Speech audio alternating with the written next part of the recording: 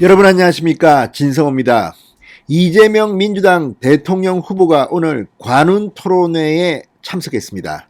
자, 이재명을 향한 관훈 토론회, 관훈클럽은 중견 언론인들의 모임입니다. 자, 이 자리에서 아주 곤란한 질문을 받고 이재명은 잠시 망설여야 했습니다. 바로 윤석열의 지지율 고공행진입니다.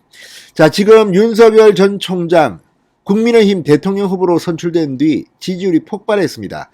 엄청난 컨벤션 효과입니다. 10%포인트 이상 1주 내지 2주 사이에 올랐습니다. 이 첫날 발표된 조사는 15%포인트가량 이기는 것도 있었습니다. 물론 이것은 ARS 조사입니다. 전화면접 조사 역시 4%, 6%, 10% 윤석열이 이재명을 이기고 이 1, 2위가 바뀐 것으로 조사됐습니다. 지금 민주당은 난리가 났습니다. 이재명은 왜 컨벤션 효과도 없이 이렇게 박스권에 갇혀 있느냐는 겁니다. 오늘도 YTN 여론조사 결과가 발표됐는데 상당히 충격적입니다. 마의 50%를 돌파했습니다. 윤석열은 이재명과의 1대1 대결에서 그 어렵다는 50% 과반을 돌파한 겁니다. 이쯤 되면 민주당은 지금 쑥대밭이 됐을 겁니다. 표정 관리하지만 어떻게 해도 지금 뒤집어지지가 않습니다. 자, 오늘 YTN 조사입니다. 리얼미터가 8일, 9일 이틀 동안 전국 성인 1030명을 대상으로 한 조사인데, 오자 대결로 치러질 경우에는 윤석열 44.4, 이재명 34.6, 안철수 5.4, 심상정 2.8, 김동연 1.5였습니다. 그런데 윤석열과 이재명의 양자 대결 1대1 대결을 붙였더니 윤석열이 50.0% 드디어 과반을 넘어섰습니다. 이거는 대단한 겁니다. 이재명은 37.0입니다. 격차가 13%포인트 차로 크게 벌어졌습니다. 그전에는 이렇지 않았습니다. 윤석열이 오히려 지고 막 그랬던 적도 있습니다. 거의 다 오차범위 내에서 붙었습니다. 그런데 이제 13%포인트면 이건 뭐 오차범위 밖도 한참 벌어졌습니다. 그리고 윤석열이 50.0%입니다. 자, 이걸 보면 지금 이재명은 기가 죽을 만합니다. 어제는 그래서 일정도 다 취소했습니다. 부인 김혜경 씨가 자택에서 낙상 사고를 당했다는데 여기에 대해서도 말들이 많습니다. 지금 민주당은 이 허위 사실을 유포하는 가짜 뉴스가 있다면서 지금 뭐 또 어떻게 하겠다. 아무튼 지금 갈수록 이재명은 힘들어집니다. 이 조사에서 대장동과 고발 사주 두 가지 의혹을 물었더니 대장동 의혹은 58%가 영향을 크게 미친다. 고발 사주 의혹은 33.1%였습니다. 그러니까 윤석열 후보가 지금 둘 다 특검하자, 같이 하자, 이재명 못하겠다. 자, 이런 질문들이 오늘 관훈클럽 토론회에서 나왔습니다.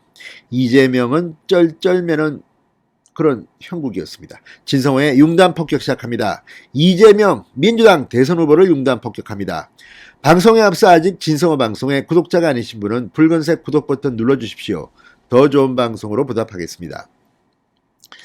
자, 이재명 후보 최근 윤석열의 지지율이 고공행진하는 것에 대해서 지지율은 바람과 같은 것이다, 이렇게 해서 큰 의미를 부여하지 않으려는 듯 했지만 이게 어떻게 큰 의미가 아닙니까? 왜 윤석열은 후보가 되자마자 이 컨벤션 효과 10%포인트씩 팍팍 오르는데 이재명은 지난달 10일 후보가 됐을 때, 민주당 후보가 됐는데 지지율이 오히려 박스권에 갇혀서 영 헤매고 있는지 이재명 본인은 알 겁니다. 요즘 뭐 일할 신이 안 나는 모양입니다. 표정이 좀 어둡습니다. 오늘도 윤석열 후보와 이재명 후보가 우연히 첫 번째 만남을 했는데 윤석열이 반갑게 이야기하는데 이재명은 뭔가 도망치고 싶은 것 같습니다. 성남법원에서 많이 봤다. 난 기억이 없다. 뭔가 말 못할 사정이 있는 걸까요? 자, 오늘 프레스센터에서 열린 관훈클럽 초청 토론회에서 이재명은 지지율이라는 것은 바람과 같은 것이다. 며칠 사이에도 바뀌기도 하고 갑자기 오르기도 떨어지기도 한다. 자, 현재는 누군가에 대한 보복 응징 이런 감정이 앞서지만 자신들의 삶과 자녀들의 미래를 놓고 어떤 것이 자신에게 유리할까를 판단할 것이다. 자, 기자들, 중견 언론인들이 물었습니다. 윤석열 후보의 지지율이 오차범위 밖에서 이재명 후보의 지지율을 앞서고 있다는 데 대해서 어떻게 평가하고 있느냐, 이렇게 묻자 상당히 열받았던 것 같습니다. 자, 그리고 이 자리에서 대장동 질문이 상당히 많이 나왔습니다. 이 부동산 투기 의혹 뭐 뿐만 아니라 지금 문재인 정권의 부동산 정책에 대한 문제도 이야기했습니다. 민주당은 일원으로서 사과한다고 했습니다. 문재인 대통령 열받을 것 같습니다. 그리고 정권교체 지지율이 많기 때문에 본인이 지지율이 이렇게 잘 안 나오는 것처럼 이야기하는 것도 아닌가 싶기도 하고, 아무튼 문재인 탓을 하는 것은 아니겠죠. 자, 이재명 후보는 말했습니다. 교체 욕구, 정권 교체 욕구가 크다고 해도 윤석열 후보와 저희 지지율 격차가 그만큼 벌어지지 않는 것이 뭐 그런 점이다. 앞으로 이재명 정부는 같은 뿌리지만 기본적인 것은 공유하되 부족한 것은 채우고 잘못은 바꾸고 필요한 것은 더해서 더 유능하고 민생적이고 더 전진하는 정부가 될 것이다. 이 말은 문재인을 완전히 엿먹이는 말입니다. 이재명 정부는 뿌리는 같지만 다르다. 문재인이 잘못하는 거 이거 그러니까 지금 송영길 이재명이 뭐 정권 교체니 이재명 정부는 이런 말을 하는데, 그럼 빨리 문재인을 출당시키든지, 아무튼 지금 이들은 윤석열에 떨고 있는 것 같습니다.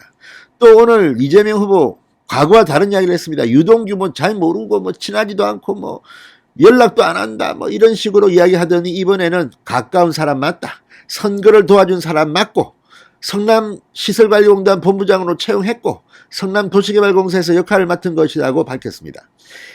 왜 자꾸 말을 바꿉니까? 유동규, 정진상, 아무튼 한무성 뭐 지금 이제 입이 열릴 때마다 이재명은 늪속으로 빠져들어가고 있습니다. 오늘도 대장동 때문에 이재명은 쩔쩔맸습니다. 무조건 자기 잘못 아니랍니다. 자, 검찰 이재명의 지지율이 계속해서 이렇게 윤석열과 큰 차이가 나고 10% 이상 계속 날 때는 문재인의 검찰이 이재명을 낙마시키는 것은 설마 아니겠죠. 그런 이야기가 지금 나오기 시작했습니다. 그만큼 이재명은 윤석열한테 지금 족탈불급입니다. 진성호의 융단 폭격이었습니다. 여러분 감사합니다.